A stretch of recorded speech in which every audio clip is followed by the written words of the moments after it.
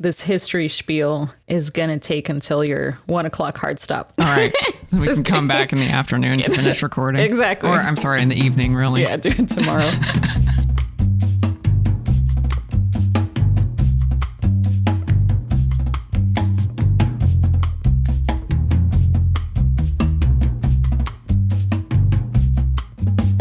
Hi, everyone. Welcome back to Lights, Camera, Accolade, the podcast where we watch every Best Picture nominee and winner in chronological order while the Academy gaslights us into thinking these are all worthy contenders. I see what you did there. Am I going to start doing zingers at the open of every episode? Maybe.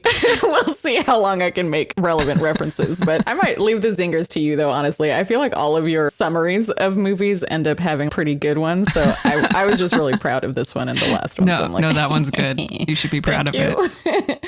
I'm Sarah. And I'm Abby. We are discussing the 17th year of the Oscars, which celebrates movies released in 1944. And it is, of course, the first year where there are only 5 total Best Picture nominees. We made it. We're free officially. Who did we discover last episode when she finished her contract? Oh, Jean Arthur. Oh, when she finished her contract for movies, she ran through the lot screaming that she was free. And that's how I feel today. And it's good. Yeah, we've got at least a couple years of recording before we go back to 9 nominees, before the Oscars comes back and gets its revenge. Oh my God. Which, why did they do that? I don't know. We'll probably have stronger feelings about it then after getting to rest on our laurels for literal years of our life. My wonder is... No, I'm not even going to speculate. We can save that. It's too early to 5 speculate. Years. Yeah, exactly. We can save that for 2030 when we are in those episodes. Look forward to that, folks. But this was the first time, apparently, that the complete awards ceremony was broadcast nationally. So it was a 70-minute broadcast, which maybe the podcast episode will be around that length as well, which, we'll see. Maybe... You know what? I'm not going to promise anything. Who knows? I have a long history spiel coming in. So on that note, just before we discuss movies, what was going on in 1944? Quick history crash course. It's pretty much a continuation of the momentum from a lot of the events that started turning the tide against the German war machine that we talked about in 1943. So things are starting to feel less like survival and more like potential paths to victory. In Europe, the Soviet Union is continuing to drive German forces westward after Stalingrad and Kursk, but the Eastern Front is still super destructive. Soldiers, civilians, entire cities are devastated in the process. And of course, this was the year familiar to many of us from history classes, or honestly, movies and media deal with this a lot. But on June 6, 1944, D-Day. So that was when Allied troops landed on the beaches of Normandy in what was the largest amphibious invasion in history and opened the long-awaited Western Front in Nazi-occupied Europe. So pause the podcast here and go read every Stephen Ambrose book and then come back. Who is that? Stephen Ambrose is a World War II historian. Famously, he's the guy who wrote the nonfiction book Band of Brothers that got turned into the HBO miniseries. So if you wanted to shortcut to it, just go watch the HBO miniseries. It's actually quite worth watching. Highly recommend. I think it's only 10 episodes, a miniseries, right? Yeah. And I have a friend who watches it once a year. Some people get really, really into World War II history. And there's a lot here. There's a lot going on that I think reflects on different elements of humanity. So I get it, but we have a lot of content because of that. I think too, it's easier to do that in World War II. I think this is true for any war that has an obvious bad guy, where you can be sure. There was a reason we went and killed a bunch of people because that was untenable, versus when you start to get into other wars where, it's all a geopolitical rat's nest, even this, right? But there's a really easy person that you can go and be like, Hitler bad. So I think that kind of leads to people's obsession with World War II, where there's some very clear-cut ethical lines that you can land on. Yeah, no, that totally makes sense. A lot of the potential psychological intrigue there is how did people follow bad man? Yeah. But it's kind of, as you're saying, clear villain there, which honestly leads pretty nicely into another plot that I feel like probably gets used in a lot of movies, which I haven't seen any of, but I would like to. But 20th of July plot, I think it's sometimes called Operation Valkyrie. That was that failed attempt to assassinate Adolf Hitler. And that was this year, July 1944. And the plotters of that were part of the German resistance, who were mainly composed of Wehrmacht officers. And so this is something that I'm I'm really curious about how it gets portrayed, because the people involved in the German resistance at this time had tons of different reasons to be involved. Like, some were actually still pretty conservative and just missed their way of life. Some were more ideological in terms of like, the Nazi party does not represent us. There were actually some secret communists in there and stuff. So I'm curious if this plot, because it's German resistance, ends up being like they were agents of democracy, when in reality, most of them weren't. Like, most of them were like, no, dictatorship, but like dictatorship for stuff that we want,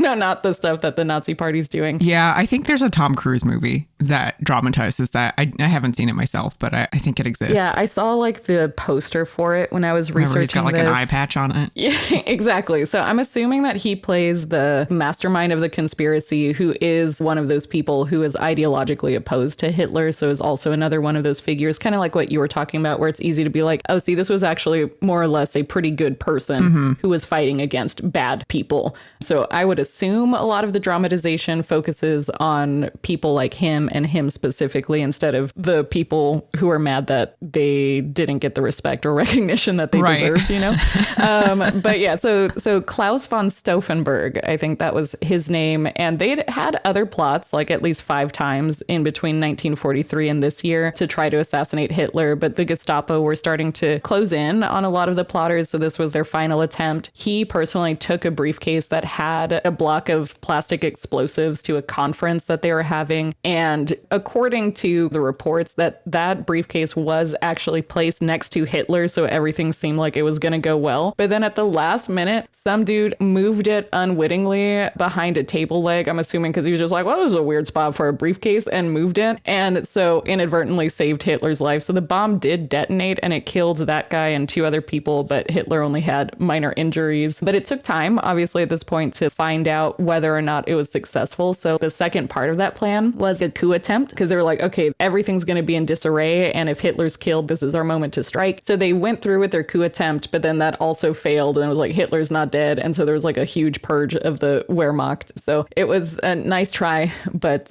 ultimately did not succeed. But in better news, by August, after Normandy and stuff, as we said, we're in the Western Front officially. So Allied and Free French forces liberated Paris in August. And so that was a really symbolic and emotional victory after, at that point, I think they'd been occupied for like 4 years. So that was huge celebrations. It was in newspapers, radio broadcasts, and that was one of the main things to really fuel hopes that the war's end was actually visible, right, on the horizon. Meanwhile, in the Pacific, American forces were continuing their island hopping campaign, and they did capture crucial territory. There were like really huge battles in Saipan, but those battles continued to have just like mounting casualties. And toward the end of this year, in about October, this was the first widespread use of kamikaze attacks beginning at this year, which also signaled Japan growing pretty desperate to not give up any more islands or get any closer to the homeland. And then in the US, unfortunately, more of the same of what we also talked about last episode. So a lot of wartime tension. Black Americans were continuing to push for access to wartime jobs, civil rights. Japanese American incarceration camps were active still, despite growing criticism. I think there were about 100,000 interned at this time. And there was a Supreme Court case this year, Korematsu versus the United States.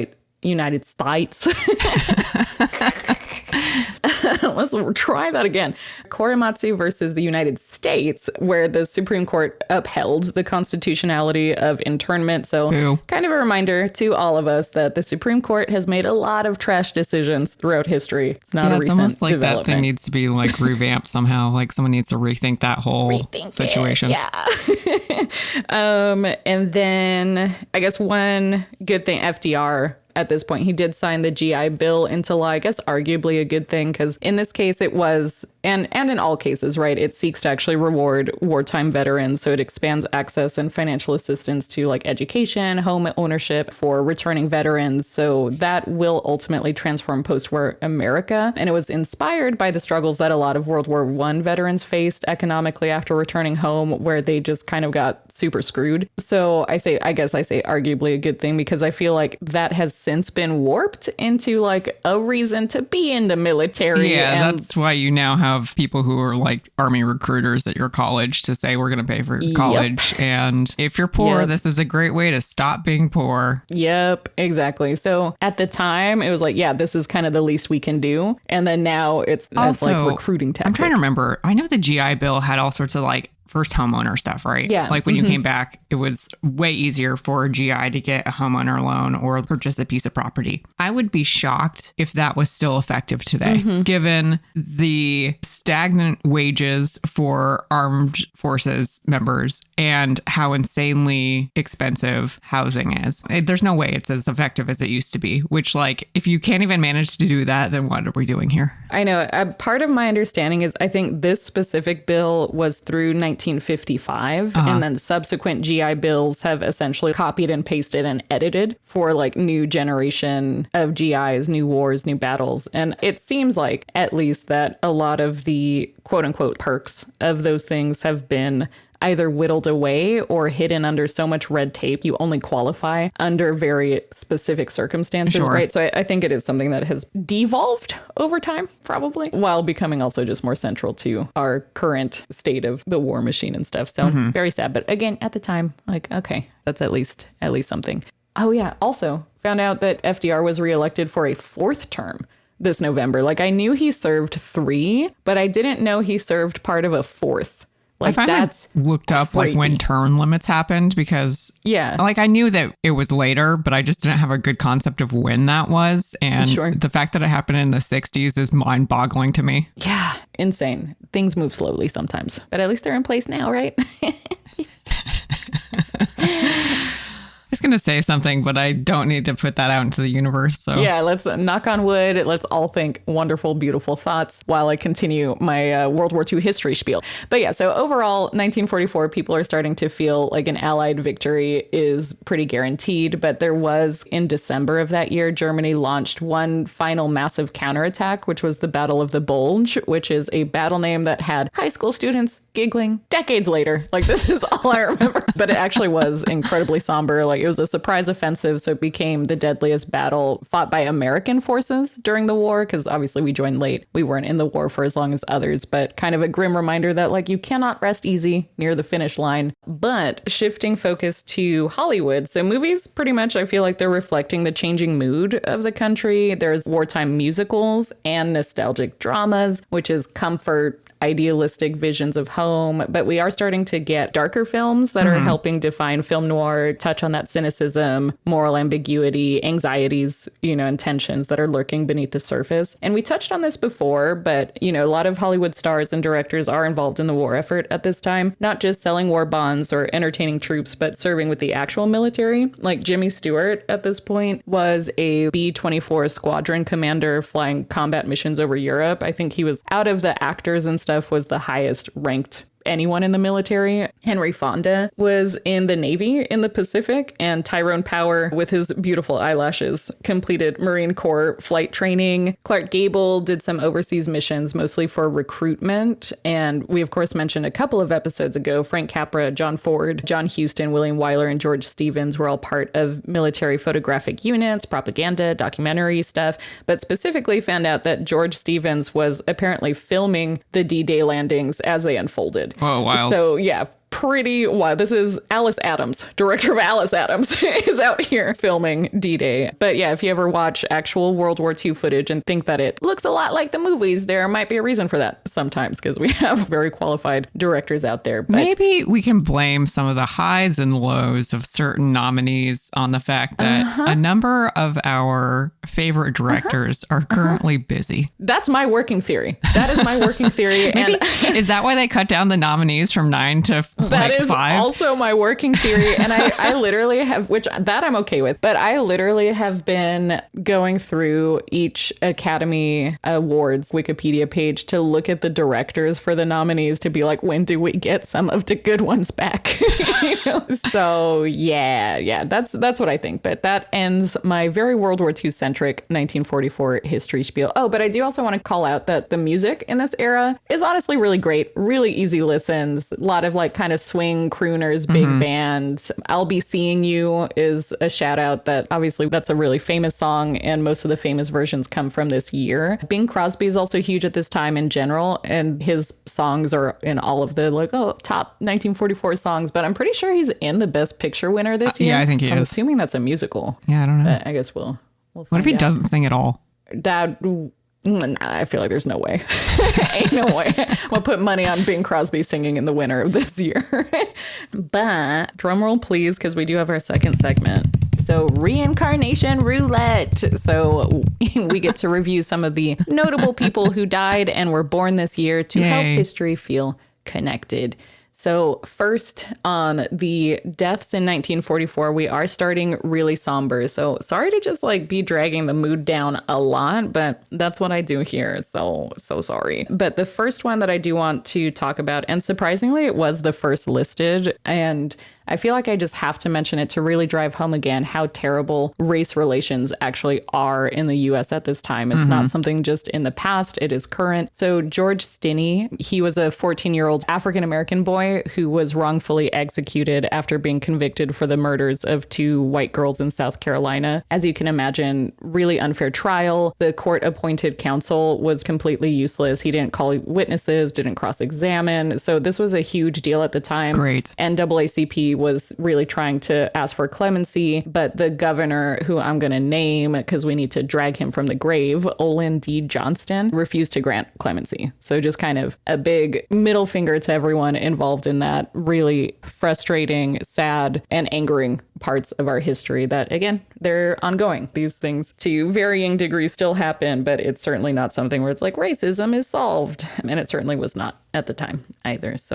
But moving on to less angering deaths. So there was someone on third on the website here was William James Sidis, who I'd never heard of. He was listed as a mathematician. And I was going to say that he was most notable for looking like the guy who played Ramsay Bolton in Game of Thrones.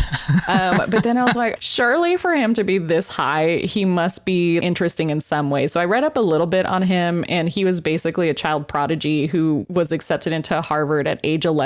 Gave a lecture at age 12 there on 4-dimensional geometry. And I just have to imagine his voice was probably still cracking at this point. And as a student, I'd be like, wait, what? Who's this literal child? Who's this literal child? But I think he really is more known for definitely being a child prodigy, but more importantly, after the U.S. entered World War I, he was involved in anti-war activities. So he had tabloid prominence. So I think he was honestly treated more harshly than others because of that. So any participation that he had that were peaceful demonstrations or whatever, I think he got arrested at one of them, and that made national news. So he was charged under the Wartime Sedition Act because of that. And this is a 19 or 20-year-old at this point, sentenced to federal prison for 3 years, but they were able to negotiate a year at a sanatorium instead. So after that, he pretty much withdrew to work on anonymous scholarship. So honestly, just terrible to be a child prodigy, crazy stuff. So he was third. Didn't know about him. Not relevant to the podcast whatsoever, but had to share that because I found out. Think relating guy you just talked about to the future of what we're going to talk about, the Sedition Act signed into law by Woodrow Wilson. God, it is all tied together. See, this is why this segment is so important, you guys.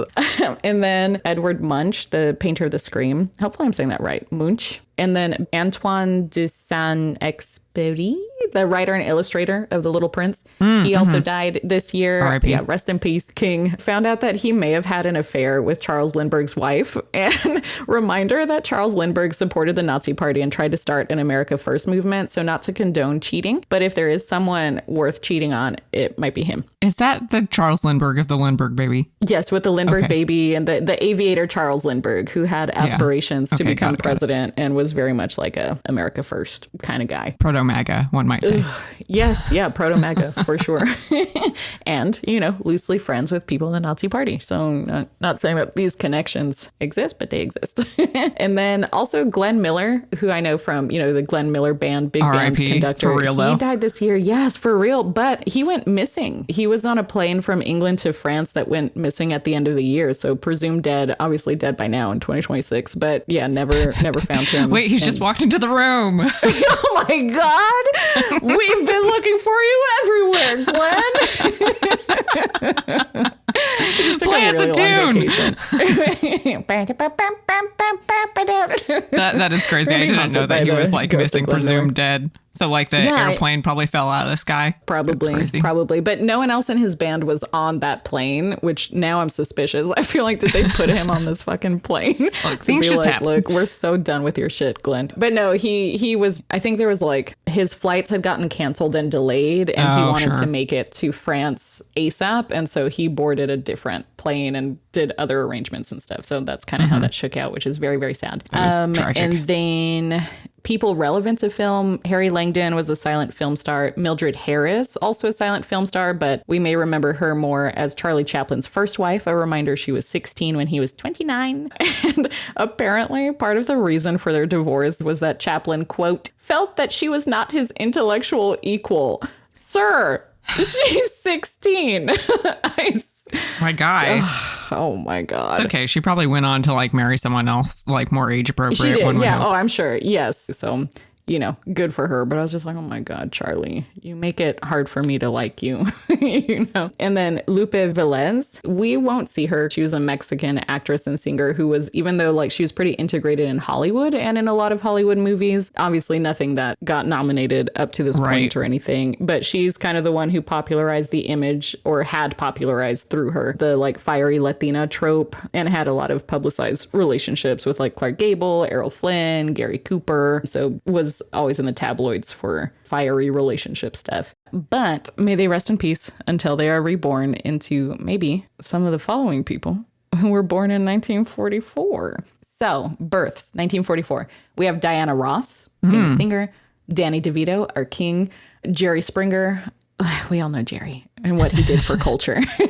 Robert Kardashian, George Lucas, Angela Davis, who honestly, I don't know enough about her, but I know she is an activist icon. Sam Elliott, famous for having the best mustache of all time. To me, the only acceptable mustache. Well, there's some good mustaches out there. But his is definitely like the most mustache.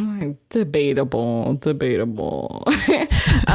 Michael Douglas, most famous for being Catherine Zeta-Jones's husband. Danny Trejo, Frank Oz, who, you know, puppet master behind all of Jim Henson's stuff. Patti LaBelle, John Rhys Davies, and Bernard Hill, our Lord of the Rings alumni. Harold Ramis, so Ghostbusters, Groundhog Day. Peter Mayhew obviously played Chewbacca, and then Geraldine Chaplin, daughter of Charlie Chaplin, the mother of Una Chaplin. But those are kind of our births. Strangely, 1944, there are definitely recognizable names, but it's kind of, I don't want to call it a slow year. I feel like that's disrespectful to everyone here. But that is our reincarnation roulette. A+, gold star. And now I'm ready to talk about movies that many of the people who were born this year probably saw at some point in their life because, you know, it was recent.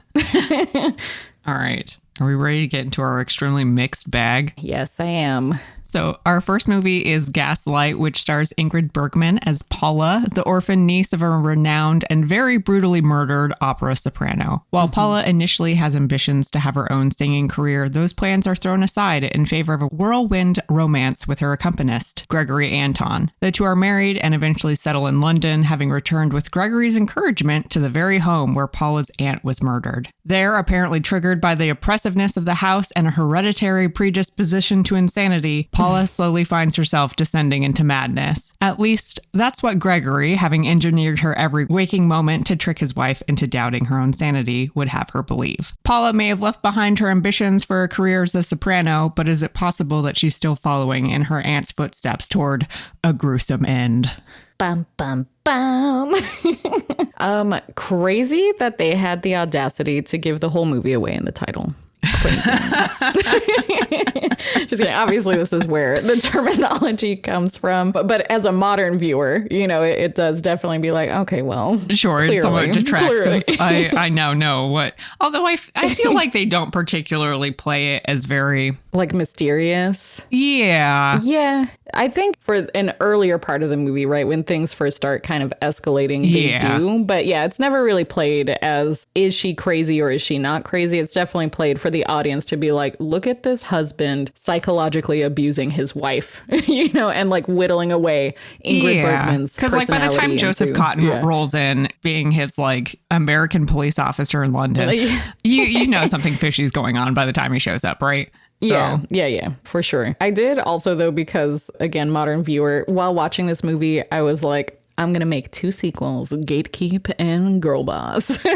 But then as I watched the movie, I was like, no, who would? Okay, so if Gaslight is Charles Boyer in this, then Gatekeep, I feel like would have to be baby Angela Lansbury in her first film role. Because I was like, okay, because she's kind of basically keeping this up, keeping Ingrid Bergman, kind of the guard of all of this, even though she's kind of being manipulated too. And then Girlboss, eventually Ingrid Bergman, of course, at the end, when she's just like, you know what? If I weren't so crazy, maybe I would have sympathy for you, but get wrecked, go to jail. So that was my takeaway from this. I was scared briefly that Big Opera was making a comeback, but thankfully it's just used as a plot point. But we really like fling that out the window really fast. Really quickly. Yeah, it was because, as you mentioned, Abby, her aunt who was killed was a big opera star. And so Ingrid Bergman initially is taking singing lessons to try and follow in those footsteps and stuff. And the aria that she's singing is apparently famous for having a scene in which the female main character goes insane. So kind of a little bit of foreshadowing for the opera fans out there. Yeah, kind of like that. See, that's fine. That's a great use of opera, I think, because then if you know, then you know, and that's really fun. My problem with those big opera movies that we watch where it was like, I don't know, but the movie presupposes that I do know in a lot of those big opera movies where like maybe that's on me for like just not fully inhabiting like the contemporary audience of the time who would have been watching this, but I feel like that's not true. No, yeah. I feel like this feels more like an Easter egg, you know, for opera fans versus just being told that we're uncultured. Yeah. And like maybe I am. Maybe I should start getting into opera. I wouldn't mind getting into opera. Maybe. But the movie overall, like, I actually really liked this one. I felt like it was a solid start to the year as well, as opposed to other years where the first movie out the gate was usually like one of the hardest to watch. I think the performances were really, really good. I always love to see Charles Boyer. I like that he was able to kind of in the beginning be his charming, yearning, romantic self. But then he transitioned more into obviously the manipulative, dark, kind of obsessive, but not obsessive over, in this case, Ingrid Bergman. But this is a man who he needs to have those jewels that the aunt had. Like he's going to go into a dusty old cramped attic every day until he finds them. So just like that type of obsessive, right? Like goal oriented, really, if you think about it. So loved his performance. Ingrid Bergman, I liked her more in this one than I did in For Whom the Bell Tolls that we saw last year. I think she had more range in this one too. I think the sets looked absolutely beautiful. The costuming looked gorgeous. I think this is the first movie that I've seen set in the Victorian era where I've actually really liked some of the dresses. Yeah. Because obviously, there's usually like, Victorian style dresses. If you're into that, there's a lot of really cool ones out there. But this was one as like a modern person. I was like, oh, that's kind of nice. Like I kind of like that. So yeah, those are my shout outs for this one. I mean, I think it's a fun little like suspense movie, right? Yeah. I'd actually seen this once before and had been like, well, yeah, it's fine. But I think it's a real testament to the whole process of watching all these movies in order, where this time I was like, oh, I could actually really appreciate the performances in it. I think Ingrid Bergman's performance especially is like really good, actually. She won for it this year. Oh, did she? Good. Yeah. I feel like that's deserved. I mean, I can't say that I looked up to see who else was nominated in that category, but me neither. But she's really excellent. Feels deserved. I mean, obviously it's not an iconic role in the way that her character in Casablanca is, right? But she actually gets to do a ton. There's a lot on paper for her. The scene where she starts to panic and like comes out onto the gallery at the top of the stairs and yells down for the cook is really excellent. Yeah. I also really got concerned when Joseph Cotton came into the movie, because I'd watched this years ago and honestly couldn't remember how it ended. Sure. And was like, oh man, he's gonna like come in and have the penultimate "we gotcha" scene. It would have been so easy easy for them to be like, this man saved this woman, which he did, but that's not the focus of the end of the movie. It remains her story. He doesn't take it over once he becomes a sympathetic person to her. It would be so easy for this movie to shift perspectives, but it really stays locked on her, and it's so much stronger for having done that. So he specifically like leaves them alone in that final scene, so Ingrid Bergman can actually confront her husband for all of those things that happen, which that's true. I don't know if I appreciated it as much while watching it, even though like subconsciously I was just like, nice, this is good. But you like verbalizing it is just like, get him out of the room so she can have her moment here. Which also, when I was watching it, I was like, is he basically giving her the okay to kill this man? He's just like, look, I'm not going to see or hear anything after this. Joseph Cotton, like, whatever happens, happens. Shrug. Exactly. Which, like, maybe if we weren't Hays Code, because then if Ingrid Bergman killed someone, even if that guy deserves it, then she'd have to go to jail. She'd end up in the asylum after all, etc. Exactly. So we don't want that. I did also find out that apparently this was based on a book. I don't know how much it really diverges from it, but there was a adaptation before this based on it called Angel Street, and MGM, Louis B. Mayer, he like tried to have all of the prints of that version destroyed so that it wouldn't compete or be compared to this one. Ultimately, that was unsuccessful, but that movie is not nearly as popular or well known. And I'm just like, so what I'm hearing is Louis B. Mayer literally tried to gaslight everyone who had seen that movie into being like, it doesn't exist. You didn't see it. And this is the only movie about gaslighting. That makes me curious. Like, okay, so this other movie came out a number of years prior to the Gaslight, right? Yeah. So like, 4 years prior. How are people going to see that movie? Because it's not like, what was the shelf life for a movie in the 1940s, the 1930s and 1940s? Like, they were making a million movies. Like, what was the point of destroying them? Because it's probably not like it was being played often in theaters. It seems pretty unlikely that they were going to run up against direct competition with this movie. We didn't have like VHS tapes. Yeah. So like, that's true. My man, what was the point here? That's just how much of a forward thinker Louis B. Mayer is. He was like, eventually there will be ways to transfer this film and have it be watched. I have no idea. But that is a really weird and interesting thought, because it's like, once a movie is out of theaters at this point in time, like it was on the shelf forever, right? You don't really have ways of watching it. Maybe it was like the Disney Vault where they just cycled stuff out occasionally. I assume so. I assume like, theaters would potentially show some of the biggest hits, but this was also like studio system and block agreements with theaters and stuff, so they were under contract to specifically show whatever was coming out. So it's kind of like, I don't even know if theaters would show. So it would just be sitting on a shelf. So like, chill. Why do you have such a vendetta against this burn down that warehouse? Came out? What a psychopath. Other thoughts? I know you mentioned it already, but the production design on it is really nice. I do think that there's some nice little effects with the lights coming down when the gas gets turned on elsewhere. Well done, the titular gaslight. It's just a nice little suspense thriller movie that features a woman who actually gets to kind of keep her agency even as the movie is actively trying to constantly tear it away from her, which is great. Well, anything else to say about Gaslight? That's it. That's all I got. All right. So our next movie is Double Indemnity, which starts with its own denouement. Wounded from a gunshot, insurance salesman Walter Neff stumbles into his empty LA office late at night. There he records a confession for his coworker, Barton Keyes. Yes, Keyes was right that the death of policyholder Mr. Dietrichson wasn't an accident. Yes, Keyes was right that he didn't commit suicide. Yes, Keyes' suspicion of murder was correct. But there's one thing Keyes didn't get right. His prime suspect didn't kill Dietrichson. Walter Neff did. Told through a series of flashbacks, Walter proceeds to explain how he met Mr. Dietrichson's wife, Phyllis, by chance and was immediately drawn to her or drawn in by her. Double Indemnity has a long list of questions. Did Phyllis come up with the idea to murder her husband, or did she merely gesture towards the possibility and Walter jumped to supply the means? Did she set him up from the start, or did they really just play each other? And most importantly of all, when it comes to murder, who really ends up paying out? Okay. So I love the cynical tone. I love the morally compromised characters. I love the vibe of all of this and the structure of it.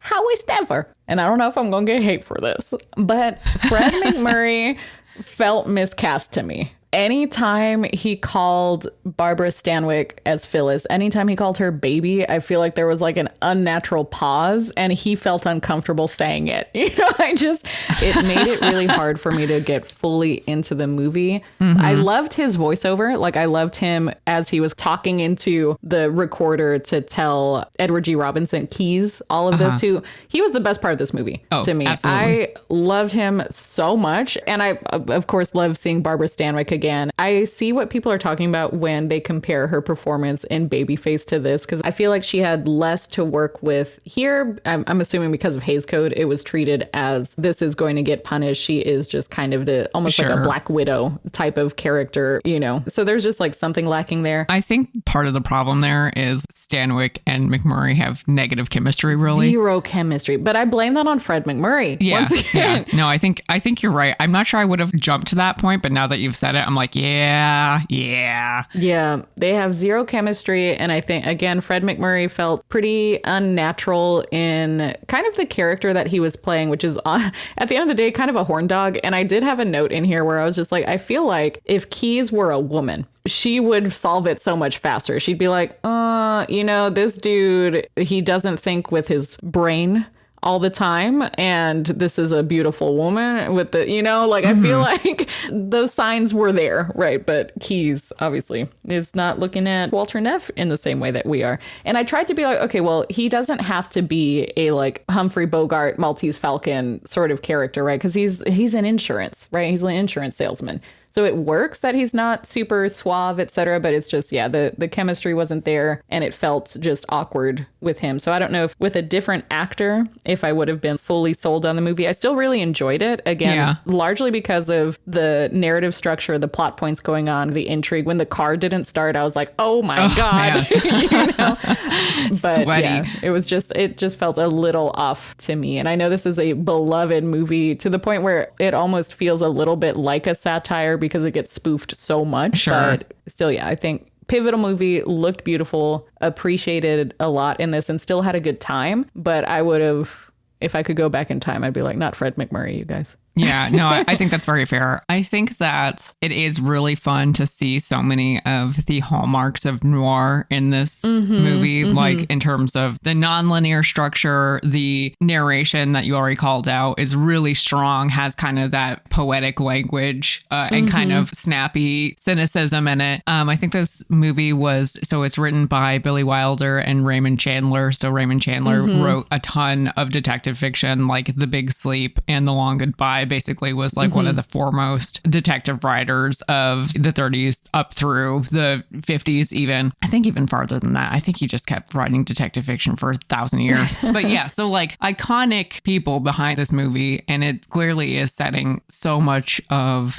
the tropes or footprints of things that are going to come later. It's so foundational to a bunch of the noir movies that I'm sure that we're going to watch that is interesting in that aspect. I do, now that you've pointed it out, I'm like, our man Neff is like not doing as much as he probably could be doing in this movie. Maybe that is sacrilege to say, but I'm sorry. I do think Barbara Stanwyck is spectacular in this. A, love to see her again, but B, I think that she manages to be very cool without feeling completely alien, which I think is very difficult. Yeah. And I think that's to her credit, because this is definitely a case where it's not really written in as part of the character, whereas in Babyface it kind of was, right? There was like a lot of humanization there, which she then like elevated, and here I think she's just bringing it there. I think had they cast someone other than Barbara Stanwyck, then I feel like this movie would definitely be knocked down a peg, absolutely, because then like both characters would kind of feel not quite like caricatures, but just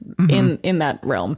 And I know you mentioned Billy Wilder. We'll probably see more of his movies. I think this is the first one that we saw. But the trivia that I learned about him, he pretty much went in thinking that this was going to win Best Picture. He was very confident in the movie, but the studio had been backing like the eventual actual winner, Going My Way. And so everyone was expected to vote for the studio favorite. So there's kind of like that politicking going on. So Double Indemnity, it was nominated for 7 awards. It lost all of them. Ugh. And so with each loss, he got more and more irritated. And so when McCary for Going My Way was named Best Director, apparently Wilder kind of tripped him on his way to accept the award.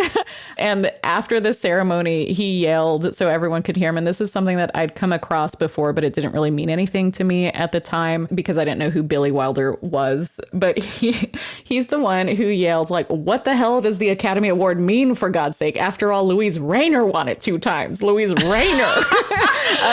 Oh! Yes. So Louise Rayner, obviously, we talked about her because The Great Ziegfeld and Good Earth. And then she left Hollywood because she couldn't get good roles anymore because of Louis B. Mayer shutting her out. But I was just like, man. Oh my, okay, now this all like comes together and makes sense. So we finally Billy got Wilder, to that, the first person to be like, the Oscars are fucking useless. Yes. Yeah, exactly. We agree with you, Billy Wilder, but we still are doing this podcast. Thank you. Yeah, and yet here we are. So, yeah.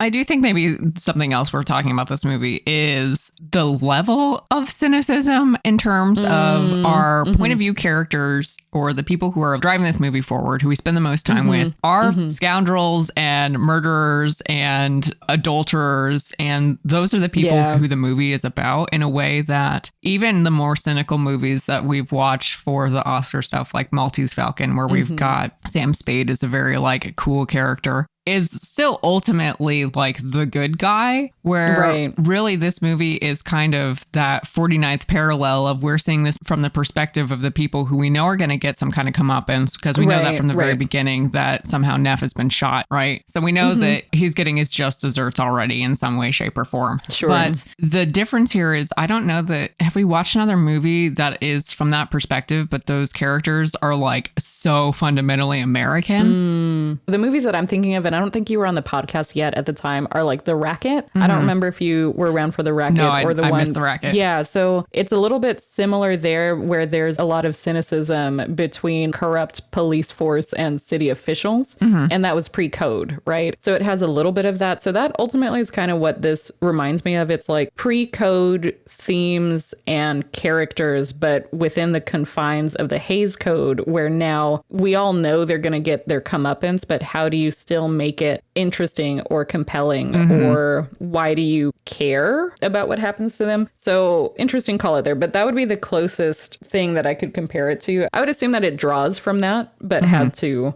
again, work within the Hays Code rules. Yeah, I'd love to see a movie that's desperately cutting away from things to appease whatever film board that they had to appease. The things like, we're not allowed to see Dietrichson's body. Right. We definitely don't see Barbara Stanwyck. Like, we don't see them having sex. Right. Even though, like, it's very much implied between the cuts of the scenes. So that's always fun. I just think it's interesting to see how this genre of movie, like, there's still a real desire and hunger to tell these kinds of stories, even though they are considered kind of unacceptable or unpalatable for the Hays Code. Right. And particularly right now at like the height of World War II, right, where we're all like, rah, rah, America, go. Yeah. To have this kind of story lurking in the background and people trying to figure out how they can still tell that story and sell that story to like the cinema audience, and how they can get it through the studio system and all that kind of thing. Yeah, 100%. The thing that I appreciated about pre-code and a lot of the prohibition type movies or gangster movies or corruption type movies and stuff, which we didn't get to see a whole lot of, but I know that they're there, is that they reflected a lot of the craziness going on in America at the time, right? Like, even this movie was like, the novella that was written was based on a 1927 murder that was perpetuated by a married woman who got her lover to kill her husband because she had just gotten that double indemnity clause on him. They were like quickly arrested and convicted, but it's like, those are the stories that living at the time, you're like, damn, someone should make a movie out of this. Right. But in the Hays Code, you know, you're like, we can't. But then Billy Wilder is like, what if we did, though?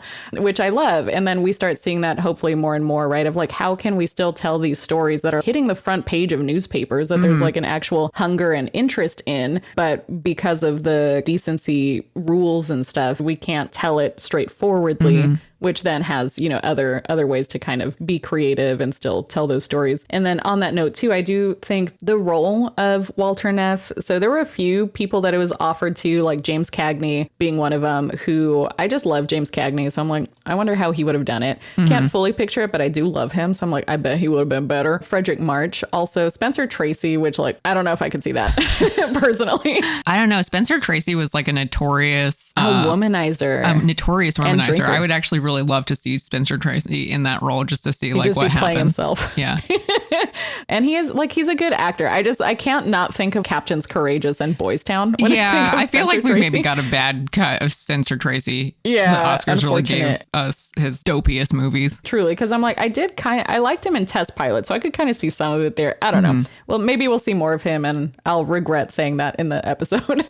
And then George Raft was one of the other ones who also was in like a lot of pre-code gangster movies, I think. And I think he was the main one to be offered the role, but he was like, I'll only take this if it turns out that Walter Neff is actually an FBI agent at the end entrapping Barbara Stanwyck. And they're like, no, that's dumb. No, go away. So they were, yeah, exactly. Get out of here. So yeah, so that's how we landed on there's that kind of like that concept of like, no, I only want my main character to be actually secretly moral, like an right? actually good moral character. Yeah, which here, it's great that he's not. Sorry, Fred McMurray, but I think this is a really interesting, like going back to what you were talking about a little bit earlier, just like this is a much more successful version of How the Hell Do I Tell This Story and Fit the Hays Code versus King's Row, that Ronald Reagan movie, where that book, like the bleakness of that book, which I really want to actually go find that book because the summary of it seems crazy interesting, is so butchered in the process of trying to get it to screen to the point where I'm like, there was no point in you making this movie. Right. So it just goes to show you can do it.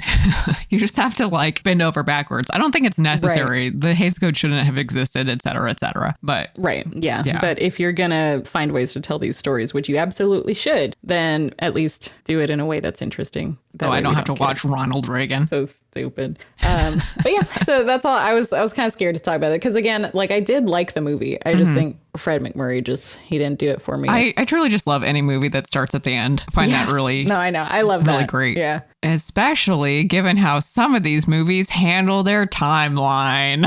Oh my God, it was a struggle for the next two for me. Here's the problem. I did the math. We watched 4 nominees, and hour by hour, I watched more time of bad movies than I watched good movies. Yeah. Maybe bad's a strong word. No, I stand by it, but maybe that's premature of me. But anyway, are we ready to talk about our next movie, Sarah?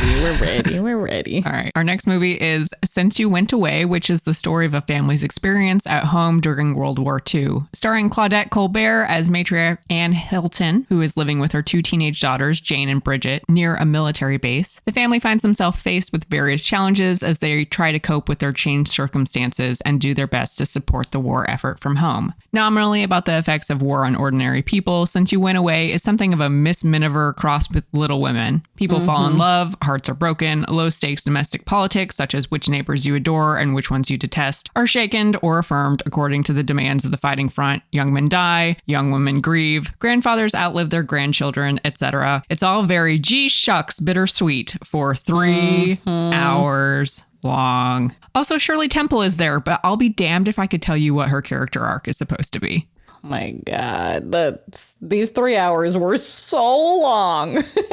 And I'm pretty sure Shirley Temple was just there to be like, look, we got Shirley Temple back. Doesn't this boost morale? She's a young adult now and she never learned how to act.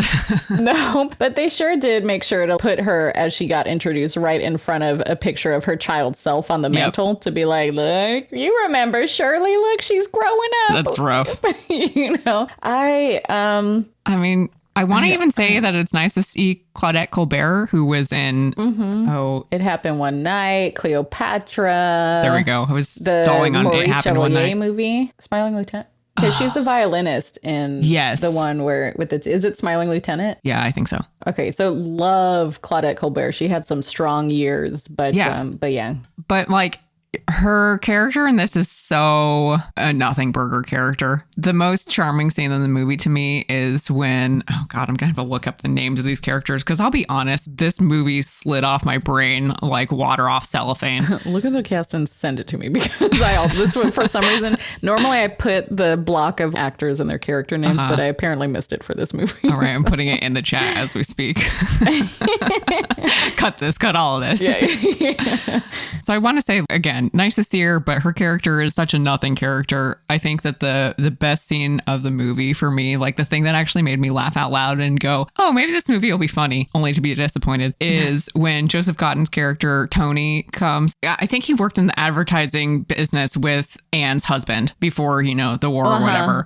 And he brings this huge painting that's all wrapped up in paper and tears the top away and it shows her face. It's Anne's face. And he's basically like flirting with her of like, you're the most beautiful. And clearly this has been their relationship the entire time they've known each other, where he flirts with her shamelessly and she kind of like fobs him off because clearly, he's friends with her husband and that kind of thing.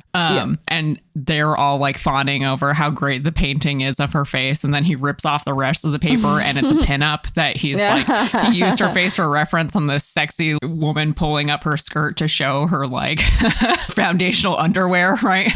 And everyone is like appalled and is like, don't look at this, children. That was very charming. And then the rest of the movie just continues to happen. Jennifer Jones is there, who we saw in the Song of Bernadette, and it's just like, I don't know. Like, she's just doing a whole lot of nothing. I don't think it's anyone's fault in this movie. Like, everyone's doing their job. It's just so...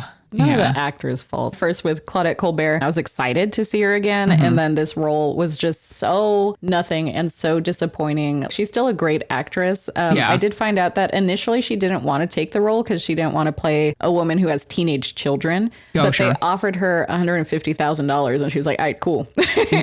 Like, I love that for her, which I did the inflation calculator and that's today's money, almost like $2.8 million. Oh, hell yeah. Like, hell yeah. Get that bag, girl. Yeah, exactly. So like, I'm really happy for her. Really imagining her being like, absolutely not. And they're like, we'll pay you $2.8 million. And she just turns around like, signs the contract. Right. Yeah, exactly. Signs it immediately. Yeah, that's what happened in my head as well.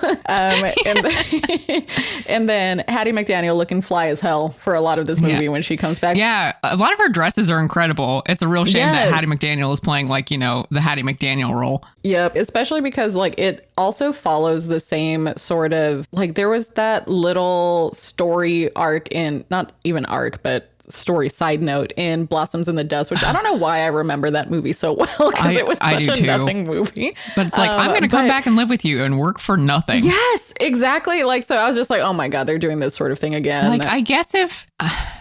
See, the thing is, she has other opportunities. Like, she specifically comes back from like Uptown to help or whatever, them out. Yeah, to help them out instead of being like, it's one thing to say like, I'm going to work for nothing in exchange for room and board if there's economically no opportunities, right? Like that's fine. But if it is fully just actually, I'm going to come help you out and work for nothing and like basically have no livelihood of my own, even though there are things that I could like, that's just so disrespectful. Yeah. Disgusting. Yeah, disgusting, but literally. I do have to say that I really liked the scene where they were playing charades and that dude from the Pied Piper was trying to do bottoms up and everyone was really struggling with it. And Hattie McDaniel walks in and she's like immediately like, oh, anyone could tell that's bottoms up. I was like, nice. Okay. I liked that scene. But yeah, the movie way too long. It is all about focusing on life at home while everyone is making great sacrifices abroad and at home. But it's like, to me, even more of a white picket fence version of America than Frank Capra's movies. Yeah. It just felt like you're ignoring so much else that's going on. Even when you're focusing on tragedies, it doesn't feel like there's the appropriate amount of weight to it. It's so weird. But I did find a couple of contemporary reviews, but there was a literary critic, Manny Farber, who wrote in the New Republic, "Since You Went Away holds religiously to a philosophy consisting in the ideas that only happy, virtuous, or funny things happen in the American home, that only the pretty and the brave live there, that any complication should be more than balanced by happy rewards, As a whole, the picture is doughy and inconsequential as the bread you get in the grocery store. For its length, this is as ineffectual a movie as I ever saw. And I was like, yeah. Yeah. I kind of feel the same, but it's like, it's either that or look at how lonely and anxious people are. But that's 10% versus everything else is like 90% of just like the wholesome Brady Bunch-esque type vibes of the movie. So didn't love it. Felt super long. I have to say also, I have in my notes, I'm going to go back in time and assassinate Max Steiner. He won for the score in this. So this finally has led me to, this made me like, okay, I'm going to read about this man so that, you know, when I go back in time, I can assassinate him more effectively. Yeah, you can find him. So I can find him. And I will say, you know, Max Steiner, apparently like basically the father of the modern film score. He's the guy who came up with the concept of like, hey, maybe we should put music in that isn't diegetic to the movie, aka like actually actively happening in the movie. I think he also worked with, I can't remember the guy's name, but he and another guy. No. Okay. Yeah, I can't remember the other guy's name. I'm kicking myself about it. But they basically invented what's called the click track, where you literally punch holes into the soundtrack based on like metronome speed. So as the holes pass through a projector, the orchestra and conductor can hear the clicking sound through the headphones. And it's to make sure that when you are recording the score for the movie, that the click track is keeping you on time with the actual scene in the movie without having to have like the movie like literally right there playing. Okay. That's useful. Yeah. Yeah. So, and also did a lot with leitmotifs in terms of like every character has a theme and that kind of thing. Sure. Yeah. And we have seen scores of Max Steiner's that I've liked a lot. Like I think his Casablanca score is really excellent. I don't think we watched Now Voyager for the podcast, but I have seen it and I feel like I watched it separately because I was like, I need more Betty Davis. Yeah. And the score in that is pretty good. And there's a ton of stuff happening where Steiner is being very revolutionary in terms of how soundtracks are being used in movies. However, if I have to hear Yankee Doodle Dandy again in a like emotional like moment, I'm going to throw myself off a bridge. It's just, I don't know, man. He goes too hard. Like, because Eric Korngold was the first composer that I really noticed once music stopped being diegetic. And then Max Steiner was pretty much, if not the same year, the next year, the first scores that we came across from him, I was like, oh, these are really good. Right. Scores are starting to be a thing. And then each year he just got extra instruments in there, got extra like less silence in them. And so he still has some wonderful scores. But when I see his name, I'm like, I do groan. And maybe it's because we're watching like the Oscars movies, right? Where it's like so many of these are already kind of overblown and self-satisfied with themselves, right? Because that's those are the movies that get nominated. So maybe we're just not getting a full sampling. But when I get a movie that's made by Selznick and it's about an American family and also the score is by Max Steiner and it's 3 hours long, I already know what I'm in for and it's not a good time. It's not a good time. Yeah, especially when you see, as you said, the runtime. But I do have some hot tea from this movie because I was like, honestly, I don't have a ton of stuff to say. It's a very straightforward movie. Again, glad that Claudette Colbert made a bunch of money on it. Yeah, good for her. Did find out that our friend Jennifer Jones, she was having an affair with David O. Selznick while he directed her in this movie in romance scenes with her at the time husband, Robert Walker, who played Bill.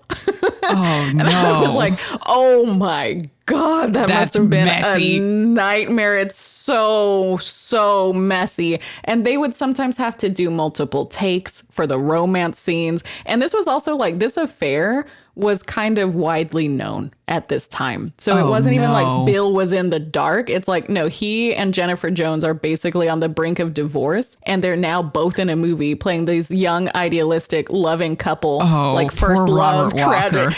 Yes. So I'm like, oh my God, Robert Walker, you deserve better. That is rough. That is so rough. So yeah, it's a messy time, messy divorce. And I'm just like, Jennifer, girl, you can come on.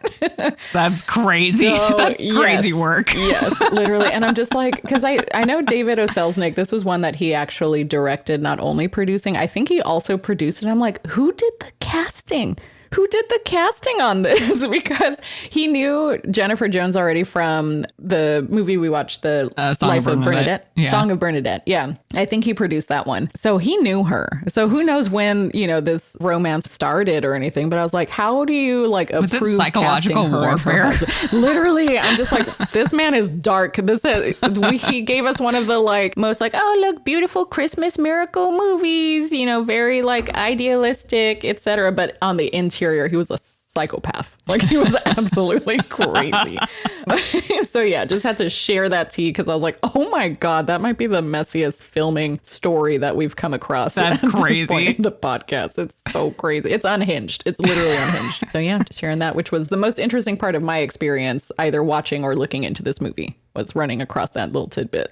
My most interesting experience with this movie is sitting up halfway through, when Jane and Bill are saying goodbye at the train station and Bill's on the train and Jane is running after the train, saying oh, we're separating and we have to say our last goodbyes. And Jane is dodging station pillars or whatever while she's trying to stay up with this train. Every day. I'll ride every day. Here, take my grandpa's watch. My terrible grandpa who told me that the only way that I could be successful as a man was to kill a bunch of people when I was Silent 10. Generation, am I right? It's great. And realizing that that's the scene that Airplane is parodying when there's a goodbye scene in Airplane where the airplane is taxiing and there's also a couple, literally the guy's named Bill and the girl's running after him and crashing into various airport support pylons for the gate or whatever. And so funny. So good. I cannot recommend watching this movie. I'm going to be real sorry to spoiler later in the podcast, but if you have watched Airplane or will watch Airplane, prepare yourself and go search for the "Since You Went Away Goodbye" scene on YouTube, and it's so funny. I am so glad you shared that with me because I've never seen Airplane and I need to correct that. I doubt it gets nominated later, yeah, I'm gonna say it'll just extracurricular kind of first spoof type movie. But the scene was ripped straight out of this movie just at the airport instead, so it's even more ridiculous. And it was so funny. As Abby said, characters named the same thing, and I had Taylor watched the clip of Airplane with me, and so the last couple days we've just been Bill. It's so good. And I have to imagine that the director of Airplane, who I looked up, he was born a few years after this movie. I forgot the director's name, but I have to imagine that as a child, he must have watched this movie and he was like, I gotta get into movies. These movies are bad. That's my narrative now. That's how we got that director was because of this movie. So I'm so glad you shared that with me because otherwise all I had was the hot goss and fully made me sit up out of my stupor while watching this movie and be like, that's the scene from Airplane. And it deserves to be spoofed because that scene lasts 7 minutes or something, so and you're getting long. the whole oh, don't forget to write. I'll write every day. Oh, I'll miss you so much. Take a picture when you get bail. Running off the Yeah. And Jennifer Jones with her little tiny girl voice. And yeah.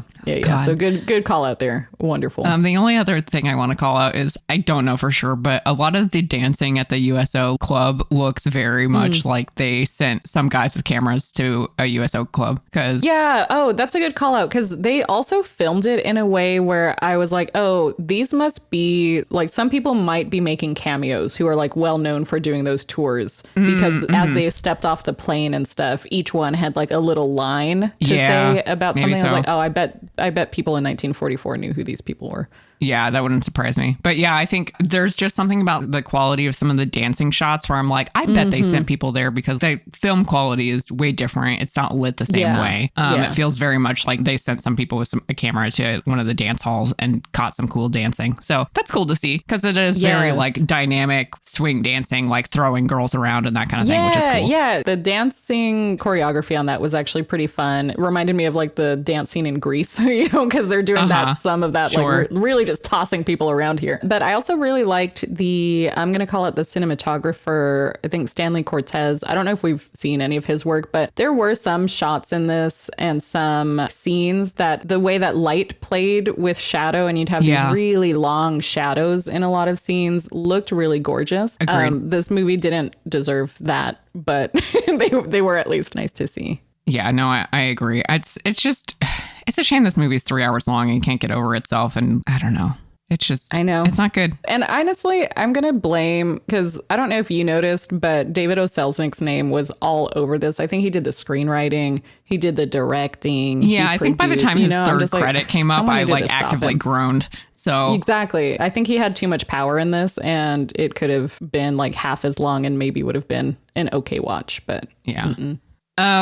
You know what? One thing that I forgot to talk about is, I will say, Jennifer Jones's character, she like goes to work as a nurse or whatever, and she's working in a hospital. And they do have pretty frank depictions of soldiers who have come back from the war maimed and dismembered from their time at the front. So I think that's kind of the first movie that we've seen, certainly for this World war. War II. Yeah. But I mean, it's no All Quiet on the Western Front, right? Because that's just not the focus of this movie. But it is like, you know, people are being psychologically damaged and physically damaged from this. So. Yeah, no, absolutely. And that is a good call out, because I did like actually in the scene where she's watching the psychiatrist's session with one of the soldiers, walking him through the stuff that he's been through gently and being pretty supportive of that essentially PTSD that these soldiers are coming back with. So it's like, that's actually nice to see. A sad reality, but it's good that that's being reflected here in a movie that talks a lot about the reality of things, but not convincingly, isn't really showing you it. But it's not like, I mean, I think you mentioned Mrs. Miniver, where that is also like a stiff upper lip sort of thing, but that was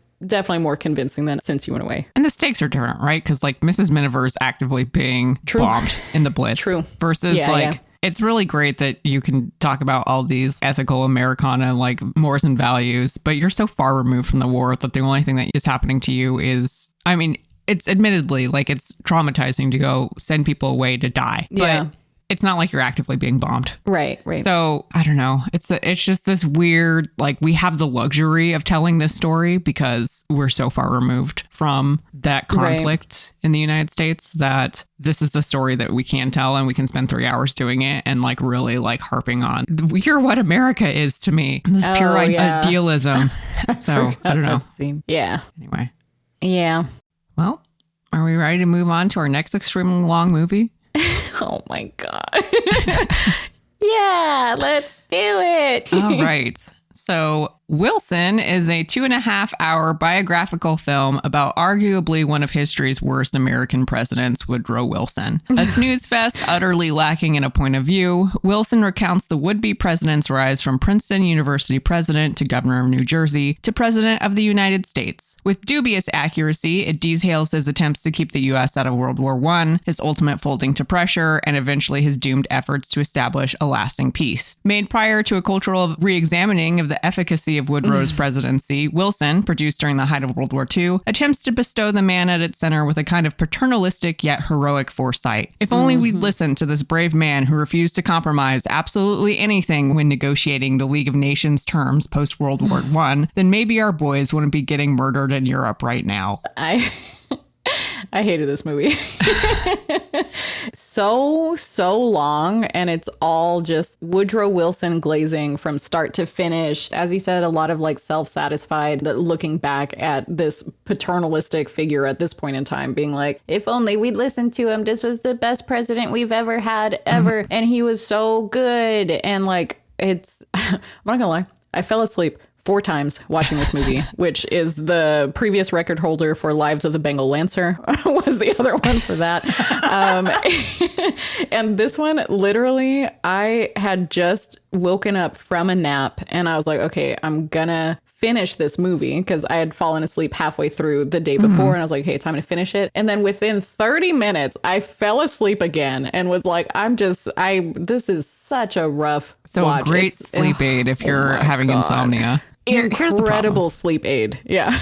Okay. Alexander Knox plays Woodrow Wilson. He's a character actor for the most part. This is a rare leading role for him. The look is perfect. He looks exactly like Woodrow Wilson. Yeah, he looks exactly like him, yeah. Probably Alexander Knox is doing better work in other movies, but the script here is so useless. And his delivery is like a charismatic black hole. Everything, the movie all just gets slowly sucked into an absolute dead space and gets crushed. There's nothing compelling happening on screen. Like even like the political stuff is breezed by really quickly. There's a movie here that you could use to like, I mean, we could Madame Curie this, right? Where the central tenet of the movie is the romantic relationships at the heart of this thing happening. Like there it was science and here it could be the presidency because Wilson's first wife dies pretty quickly after he gets the presidency, and then he like remarries and there's a whole bunch of drama. Like there's potential for drama there, I think, especially because I was doing some reading and like his remarrying was nominally a threat to his presidency or his running for his second term because remarrying people, I guess, was gauche. So like there's something there, and instead there's just no,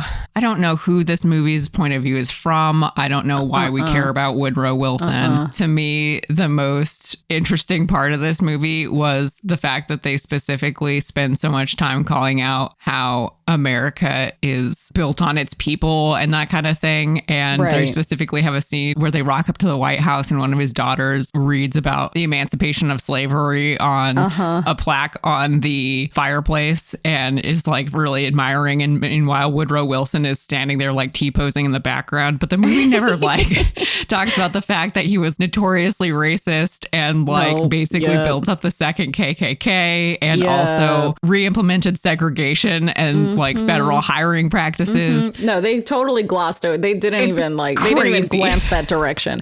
Like, you know, it's bad when there's a whole Wikipedia page devoted to someone and race. It was there's like a Wikipedia page, Wilson and race. Sorry, didn't mean to interrupt. No, you're totally right. But it's just like this whole thing of, I don't know, maybe it's the benefit of looking back in history, right? Sure. But it's hilarious to me that we've got this 2.5 hour long boring ass biopic about this guy who frankly is reviled by literally everyone because he did something unpopular. No matter what political party you're in, he did something that sucks. Like, like he invented the Federal Reserve and he was notoriously racist. He also did a bunch of union busting, and it's like, it's like literally there's something to hate for everyone. And that's not to say that everything was absolutely terrible. Like he implemented an 8-hour work week, you know, whatever. But for the most part, his time in office, I think the most egregious is definitely on the side of racial equality, because there was like unprecedented regression during his term. And there were like tons of race riots during the period, right? Yes. There were tons of race riots. And just a reminder that this is the man who the first movie screened at the White House was Birth of a Nation. And there was backlash after that. And eventually he was like, oh, I didn't know. And I was like, what the fuck do you mean you didn't know?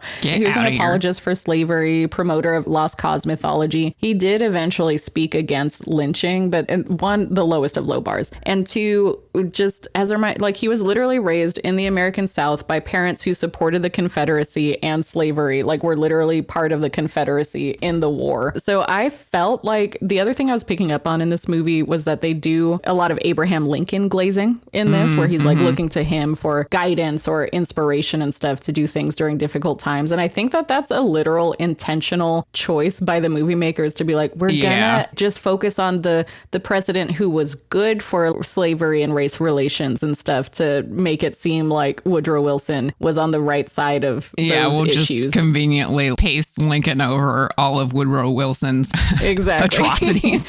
Exactly. Yeah. So I was just like, ooh, that's really rough. The movie, as you said, doesn't touch on any of that, but the movie's main fault because of what it does choose to then focus on is literally just, it's super long. It's super boring. It reminded me of The Great Ziegfeld in a lot of ways, where it is just like the most boring form of biopic you could ever do, where you kind of walk away from it being like, why was this made? Here, there's a clear answer, because what you were talking about in terms of like wartime and being like, look, there are always forward-thinking people who try to avoid these big atrocities, and look where we're at now. There's at least that sort of tie-in that they really, really force in this movie, because that's hindsight doing that. They kind of give him this superpower that he doesn't actually have, because really, like, at no point does it consider the fact that, so Woodrow Wilson conceived of this whole like League of Nations thing post World War One. basically like a proto UN, right? Yeah. But then refused to join it because he wouldn't actually negotiate with the powers in Europe who had actually been like directly affected by the war, and then came home and was like, I'm gonna bully people and rouse the nation instead of like negotiating with Congress about it. Yeah. So it's just like this weird individual exceptionalism thing, but ultimately like now we know it failed. And like it failed then too, but for whatever reason this movie is trying to posture it as, oh, we should have listened to this guy and not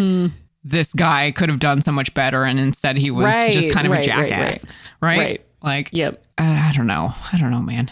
Also, it sucks that both wives could essentially be the same character. Yes. Copy paste, like delete one and paste Edith over like her, and she fits exactly into the same silhouette that the first woman did.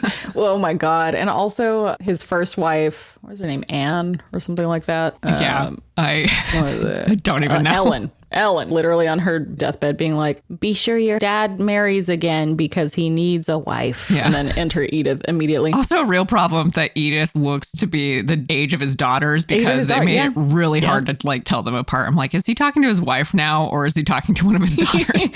And I'm so sad because like there is also, there's the rumored first female president, Edith Wilson. Because, once he has his stroke and everyone is like, we got to hide his mental state or his physical state. And Edith, we're just going to have everything go through you. And so like tons of important legislation and decisions went to her. And then she would, quote unquote, take it to him. And then it would come back signed. But even members of his cabinet weren't allowed access like to him and stuff during that time.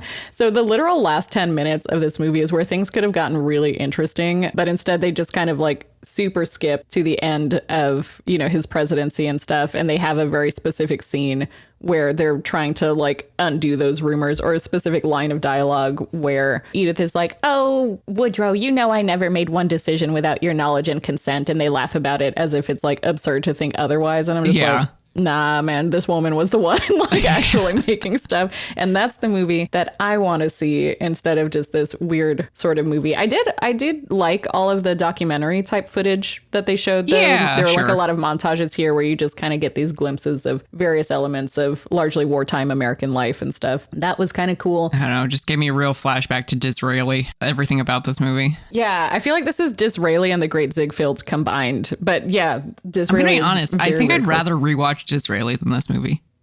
Ooh, same. Disraeli, I feel like was also shorter, and I think that and it has the like matchmaker subplot. So like, there's at least that matchmaking subplot. It's kind of fun. And George Arliss, like I think he actually puts in a good performance as Disraeli. Also, all the styling in that movie is terrific, especially his hair. His hair.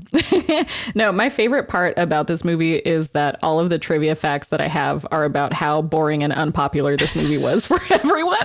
Did you not lose? Like I read it lost something like adjusted for inflation, like $2 million because they couldn't actually show it overseas because it would have violated whatever law that said you couldn't screen movies to troops that would be like politically persuasive about upcoming elections, which is so funny. Yep. So there was that. But part of it also was that this movie was so expensive to make that they had to charge people more to see it, or theaters to like actually have the rights to the film. So fewer theaters even showed it. And just overall, like this was decently loved by critics and the Academy, but most other people did not like it. So just fun trivia facts, sharing those things. So FDR screened this film at the Second Quebec Conference in 1944. Winston Churchill was there and he left early to go to bed. And I was like, same. Yeah, man. So truly, it really is a sleep aid. But Daryl Zanuck, he was the producer for this. He's one of the big time producers. He's done a lot of the productions on movies that we've seen. But it was like a box office flop. And he really believed in the movie and was so proud of the film that he had ordered the world premiere to be held in his hometown in Wahoo, Nebraska, which, first of all, that name. Incredible. Because he wanted to like show off his pet project, right? And nobody in Wahoo was interested in Woodrow Wilson, and the attendance was really bad. So apparently he was like so heartbroken over the movie's failure that, this is spoilers for us, I guess, but 3 years from now. Gentleman's Agreement is another movie that he produced, which won Best Picture that year. And he said, I should have won this for Wilson. And it's like, no, you really shouldn't have. So yeah, this is the only like actual box office disaster in the history of Hollywood to have received as many nominations, because it was nominated for 10 and it won 5 of them. So this is one of those. I want to hear Billy Wilder reacting to these things. Billy Wilder was right to yell out at the end of the Oscar ceremony. Yes. Yeah, he's like, this is fucking bullshit. What a joke. Yeah, joke award for sure. Yeah, I don't know that I have anything else to say about Wilson, but Yeah, it's a movie, I guess. I don't know. Really felt like the year of the doting wife as well. So yeah, it was rough. Thank God for Barbara Stanwyck out here killing people. Ugh, I know. We needed her in this movie. It's an assassination plot. Actually, on that point, it is crazy that I think like the 2 strongest movies in this are kind of defined by their women versus, I guess, like, they're... I don't know. Claudette Colbert is there, but like she's not doing anything particularly interesting. And like, Since You Went Away is like nominally about family life, but it's really about like American values, TM, and frankly, like the role that women have to play in that. Yeah. And yeah, I don't know. There's something there. I don't know that I have like the brain capacity to tease it out. That's an essay. I don't know that it's a podcast, but there's something there. I don't know. Maybe it just really speaks more to my taste than anything else, but yep. Those were some movies. Sure were. Well, are we ready to go watch a Bing Crosby movie? I'm ready to go watch a Bing Crosby movie, hoping that it's better than our last 2, at least a little bit enjoyable, and maybe with some good music. Because again, I've been listening to a lot of him while I research. So I'm going to laugh if he does not sing during this movie. If it's another boring movie and we didn't even hear Bing Crosby songs, I'm going to be like, what are we even here for? Well, let's find out.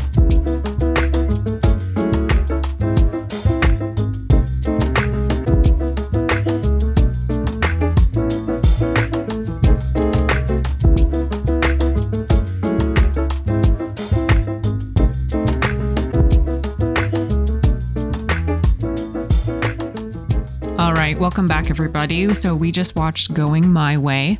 I'm going to give a quick summary before we jump into talking about it. So without further ado, Bing Crosby stars as Father Chuck O'Malley, a priest who has just transferred to St. Dominic's Catholic Church in New York City. Upon his arrival, Father O'Malley's informal appearance, recreational golf playing, and friendship with the even more loosey-goosey Father O'Dowd makes a poor impression on the elder priest in residence, Father Fitzgibbon. What follows is a patiently paced series of slice-of-life vignettes where the 2 men's characters are slowly explored through how they relate to their shared congregation and to one another. Unbeknownst to Fitzgibbon, O'Malley has been sent by the bishop to take over the parish. Rather than tell him this outright, O'Malley instead says that he's been sent to act as the old priest's assistant. The 2 remain at odds, however, as their leadership styles prove to be very different. For example, Fitzgibbon looks the other way when the neighborhood hooligan youths cause trouble, whereas O'Malley wants to improve their lives. Over the course of a few scenes, he successfully converts them into a boys' church choir. Or there's the young runaway Carol, who is suspected of living in sin with Ted Haynes Jr., the son of the church's mortgage holder. He describes to the young couple how he found joy in religion and reveals his passion for songwriting. This is Bing Crosby, after all. When the young Ted Haynes is eventually confronted by his father for his living arrangement, Haynes Sr. discovers that his son and Carol are actually married, and that Ted Jr. has joined the Army Air Corps. O'Malley also has a brief run-in with his old flame Jenny Tuffle, a renowned opera singer who's shocked to find that he's joined the priesthood. Her travels caused her to miss the letter he wrote telling her that he was becoming a priest. Meanwhile, Father Fitzgibbon, annoyed by the practicing of the new boys' choir, goes to the bishop and insists that O'Malley be transferred, only to discover that he's actually the one being replaced. To avoid embarrassment, Fitzgibbon asks the bishop to put O'Malley in charge. Fitzgibbon informs O'Malley of the new arrangement and then goes walking in a rainstorm for hours. When he returns late at night, O'Malley puts the old priest to bed and they begin to bond. Fitzgibbon tells him about his desire to go to Ireland and to visit his mother, who is now over 90. Eventually, the dire straits of the parish's real estate woes come to a head. That's right, the Catholic Church can't scrounge up enough pocket change to pay for the church's mortgage. Luckily, opera singer Jenny discovers sheet music for O'Malley's original composition, Going My Way. She and O'Malley decide to rent out the Met Opera House and have the boys' choir perform there, then sell the publishing rights to the song, therefore saving the church. Unfortunately, the music exec in attendance doesn't think the song will sell. Figuring they might as well make the most out of this opportunity, the choir goes on to sing Swinging on a Star, a song that the executive does want to buy, ultimately bringing in enough money to pay off the church's mortgage. With all that said and done, and with the parish's affairs in order, O'Malley is transferred to a new assignment, with Father Fitzgibbon left to resume as head of the church. However, tragedy strikes and the church is badly damaged in a fire. Not without hope, however, the congregation gathers in a temporary church for Christmas Eve Mass and to say goodbye to O'Malley. There, it turns out that he's done Fitzgibbon one last favor. He's arranged to bring Fitzgibbon's mother over from Ireland. Mother and son embrace, and O'Malley slips into the night. So, what did we think about Going My Way? It was fine, I guess. It certainly was not the worst movie that we watched this year. However, It did bring opera back in a big way. So big opera at it again. Big opera did, in fact, win. I can't believe that we had hope from Gaslight then instead. Also, I will say, maybe it was just the version I was watching. I don't know. I don't think so. But the audio track syncing to the opera aria didn't feel particularly good to me. I don't know. Yeah, Maybe that's just me. It was like, this can't be live. Yeah, no. This is definitely, because obviously we know that live singing in movies is incredibly rare. It's just usually not done. It's usually a limitation of audio quality. But this is definitely one of the first movies where there's been a lot of singing where I'm like, those mouths aren't matching up. That's not, they're doing a bad job here. Oh God. Gene Heather's lip sync also pretty terrible. Yeah, that's what I was saying. It was everyone. So I think it was just the way that they matched it up. As someone who just video edited our last top 5, realizing that it is very important that we also do a visual 3, 2, 1 to line that up after editing. So I'm like, I get it. It's hard to like perfectly match up those things. But yeah, this one was kind of obvious. Okay, well, first going back to opera real quick, because immediately you... Among the credit sequences, dedicated in its own full page was Rizé Stevens' famous contralto of Metropolitan Opera Association. Like, she got her own screen, and I was like, oh no, just gonna be like a heavy opera movie. And it was like her whole character was there to like imbue the movie with some opera. That way there could be like all styles of singing in this movie. Obviously, she's very talented, and I'm at least glad that they mostly used Carmen, because I'm like, okay, that's at least kind of a fun one. Maybe it's because of cartoons in the past who have like used parts of this song, but I'm like, I know this one, but it wasn't. It was just like, why are we bringing opera back? Because the rest of this, honestly, it felt a little bit like the original Sister Act to some degree, where it was like, someone comes in to make the choir better and it saves the church, except obviously I think Sister Act did it better. But this was like, it was just wholesome, pretty straightforward. Bing Crosby, incredibly talented singer. I feel like he's kind of the Fred Astaire of singing, where you just like, you don't expect that voice to come out of him. And then you're just like, damn, this is good. This is good stuff. I looked, he has for 1944, like, I looked up top 100 songs of the year or whatever. Yep. And just in the top 10, he's in there 5 times. I know. This is what I'm saying. Because when I'm listening, because I just listen to like the top songs playlist for each year. And it's like Bing Crosby, Bing Crosby, someone else, Bing Crosby, Bing Crosby. So I'm like, I know this man very There's well. There's some Vera Lynn in there, but it's mostly exactly. Bing. Yeah. And I also think the most popular, before we even really get into talking about this movie, because I think it's maybe will potentially like unlock some conversation, is it must be noted that this movie was insanely popular, made like $1 billion.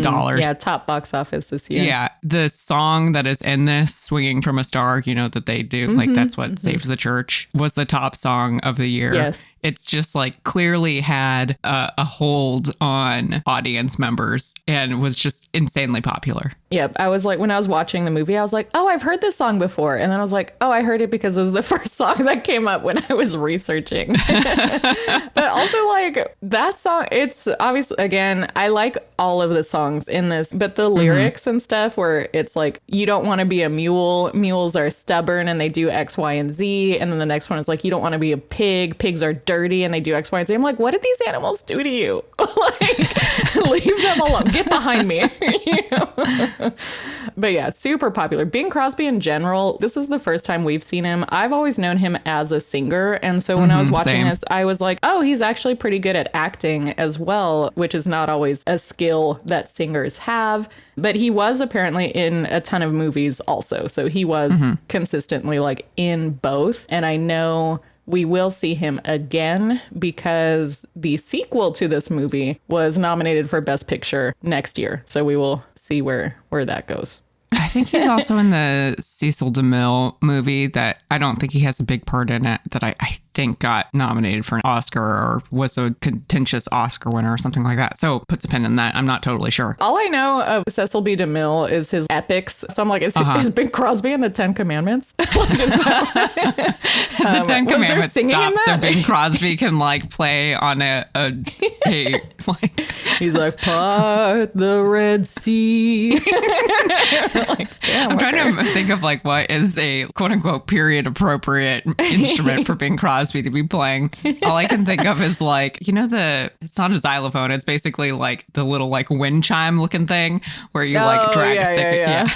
That's all I can think of. So long as it's not that instrument that Franchot Tone was playing in the Lives of the Bengal Lancer. Because again, I'm sure that instrument can sound really cool, but in that movie it was used as a comedic device. So it was like, oh my God, it was grating to listen to.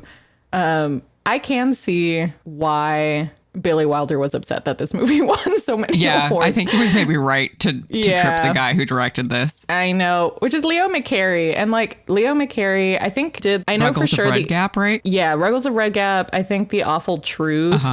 And I don't know, like I haven't disliked his movies, and this is a continuation of that where I don't dislike this, but it doesn't really do much for me. Yeah. And also, so both were Paramount. And so I can definitely see feeling betrayed that Paramount would put all of its kind of effort behind getting this movie all of the awards versus something like really fresh and unique and cool, like Double Indemnity. Yeah, I also might have yelled at the Oscars, like, what's the point? Yeah. I certainly would have come home and angrily like subtweeted people. What's the point? For sure. I would have been like liking all of the comments that agree with me, you know, be like all of the ones that are upset that this movie won. But again, it's like, it is a very inoffensive movie. I did like Barry Fitzgerald as the old curmudgeonly priest who is kind of past his time, but learning from the young priest how to, you know, embrace change a little bit and come out of his shell and not be so like annoyed with everything. Bing Crosby, I think, had like a nice warmth to him in his performance. And so the ending scene when he's leaving and he coordinates so Father Fitzgibbon's mom, little cute 90-year-old woman, can be there to see him while he gets the choir to sing their little lullaby song. I was like, that is super wholesome and heartwarming. And it's, you know, it's a homecoming at a time where people are like really desperate for homecomings. Yeah. And it's just like really sweet. And he letting them just enjoy that moment while he quietly like slips out the back. I was like, this is really sweet and this is really cute. Like I said, I don't dislike this movie. It just doesn't feel like an Oscar, like a Best Picture. You know? Yeah, I think that you kind of hit the nail on the head. I can absolutely see why this movie was so incredibly popular. And I have a suspicion that it's probably one of those things of as we get farther and farther away from this time period of when this was made and like the cultural touchstones that are in this movie, it starts to speak less and less to the audience. Right. So like, I feel like I'm, for someone who is, you know, in my 30s in the year of our Lord 2026, I feel like I have a like fairly healthy affection for Bing Crosby, like his music, kind of like grew up on a bunch of his stuff, not just at Christmas time, but obviously that's a huge thing, right? White Christmas, all of his Christmas music. But like, I have a hard time imagining anyone who has no particular affection for Bing Crosby watching this movie and getting anything out of it whatsoever. Yeah. So it's like, it's that weird thing of, I totally see why for the time, it was incredibly popular and cathartic in a way, right? And more so in a way even than Since You Went Away, which is very aw shucks wholesome, but also kind of sad, where it's like, despite the fact that everything in this movie happens very easily, where it's like, I've got this gang of rebellious teens and in a single afternoon, I'm going to turn them into a children's church choir with no friction whatsoever. But there's still, and I probably attributed this to Bing Crosby just being incredibly charismatic and kind of having that very humane quality on the screen. But despite the fact that how elevated and like fantasy-ish so many of these scenarios are, there's still more of a sense of real life in this, just in terms of how people are acting versus like that movie. So there's more of a, you can relate to it more. But yeah, I think just as we get farther and farther away from this movie becomes less and less relevant and less for me, for lack of a better word. I don't know. I found this extremely dry and kind of plodding along. And it's like the scene to scene stuff is usually fine. I think it's interesting what they're trying to do here in terms of having these vignettes of connecting with the congregation members and kind of like solving little problems in the community, right? But it doesn't quite stitch together. And also it's 2 hours long. Yeah. This was, so I didn't fall asleep in this one, but I was close initially, until I got more into the characters. And I think some of the vignettes are stronger than others. So there are like kind of lulls throughout that. And in terms of being really relevant to the time, the other scene that took me by surprise a little bit, but it shouldn't have, like if I were an audience member at the time, I don't think I would have necessarily have been as surprised. But the scene where you find out that Jean Heather as Carol, who, by the way, she was so fun and lively in this movie and actually good at singing as well, which we had just seen her in Double Indemnity. So I was like, why does she look so familiar? And I was like, oh, yes. Completely different character to play in this. But she ends up marrying Ted Haynes Jr., the son of the mortgage lender. Yeah, exactly. So they get married. The father's upset. He doesn't know about it. He goes to the home, like the apartment that technically he shouldn't be allowing her to rent, etc. Finds out they're married. And it's all playing out very familiarly to a lot of rom-coms that we watch, especially from this era. And so I was not expecting the turn to be like once he goes to change out of his robe and stuff, that he comes back in full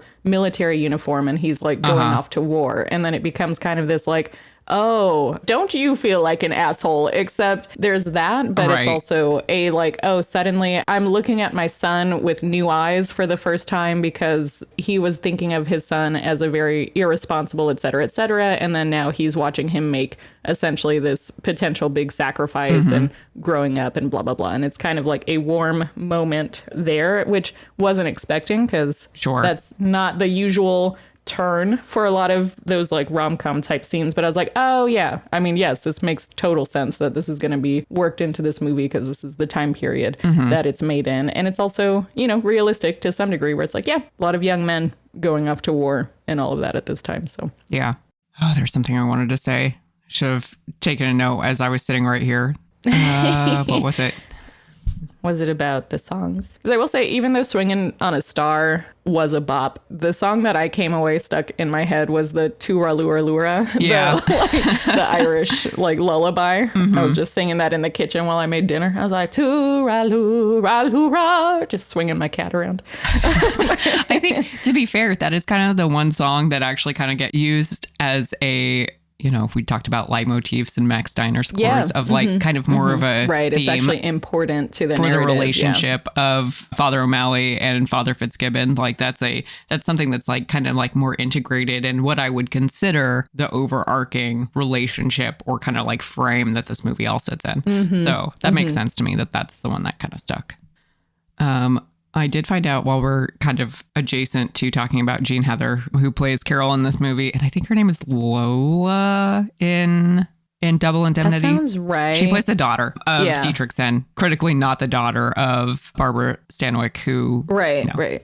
That's like, she's the stepmom or whatever. Plays two very different characters. It very much like in this, and my roommate pointed it out, it's like, oh, they're focusing on her way too much. This has to have been their next star that they were trying to seed. Yeah, and we looked it up, and she was in like 4 or 5 movies this year, a bunch of movies next year. But really tragically, I think in 1947, she was in an awful car accident and got thrown from the car and had like major facial trauma. So quit acting, which is a real shame because I do feel like her role in this is, I think, thankless, at least in terms of my perspective. Not for me, but she's got range, right? Like she did both those things perfectly well. But yeah, just really sad, terrible. That is super sad. I wonder if we'll see her again. It sounds like it's only a few more years or so while she was in movies. But yeah, that is really, really sad. I feel like this movie is a movie that you put on at Christmas time and just occasionally see bits and pieces of it. And it's just very inoffensive. But yeah, I don't know. Yeah, I would definitely prefer watching Sister Act for sure. Between these two. I wonder if this is kind of like the inspiration for Sister Act, I would assume, or, you know, at least parts of it. Yeah, or that type of movie, yeah. Because like this movie was insanely popular. The sequel came out. I know that there was a radio adaptation of it. I think that there was a short-lived television show in like the 60s that starred Gene Kelly as Father O'Malley. So clearly this stuck around kind of like in the cultural mind for a long time. Of like in that creative consciousness. Even if you didn't like watch this movie to be like, I'm going to make a version of this where Whoopi Goldberg is playing, you know, a woman who's running away from a mob boss and has to pretend to be a nun, you know, but I think there is like, because of how popular it is, I'm sure it just sticks around. But I will be very curious since we're going to watch the sequel. There was also Sister Act 2. So if those two have a lot of similarities, I'll be like, I see what you're doing here. I see what's happening here. Yeah. And it's been a long time since I've watched any of the Sister Act movies. Maybe I need to do a rewatch in preparation. Yes. Honestly, I loved those movies when I was younger and just had a real soft spot for Whoopi Goldberg. Yeah, totally. Because of it. So, but yeah, so this movie, I think, straightforward. There was a scene with puppies in it. So that's always nice. There was a scene with puppies in it. And then the one thing that I do think that they played into the ground, and we don't have to like drag this out or anything, but I do want to make a specific call out to that super, super nosy neighbor who is constantly like tattletaling on everyone. She was in this movie way more than necessary, and I was just so tired of her by the end. I feel like if they had kind of delivered more effectively on this whole concept of like it's there, but they're trying to do this thing where it's like, hey, this is like about community building at the end of the day, right? Kind of getting everyone reconnected and more in this space of respecting each other and like working together, you know, like turning the teen boys from little hooligans into upstanding citizens and showing Fitzgibbon that there are different ways to do things and et cetera, et cetera. Yeah. But, and there's something of like, you do need to have a counterpoint to that, but it feels so overplayed, especially considering like you've got a counterpoint in the mortgage lender guy, which should have been used, you've got I think, more for some of like the friction in this, but I think it wanted to stay a bit lighter, and that's why they used her. Right. But I think if you removed her from the movie, it would actually be a much better movie. But I do want to like go through some of the awards that this won, because it was nominated for like a bunch of stuff. Yeah. It was nominated for, I think, 10. That's too many. No, it was nominated for 9. I'm so sorry. Still too many. It's way too many. It's way too many. It is unique in Oscars history, at least for having the same actor nominated for Best Supporting and Best Actor, because I guess they just didn't think that that was going to be a possibility. So they had to like change that later. But Father Fitzgibbon was nominated for both. Barry Fitzgerald.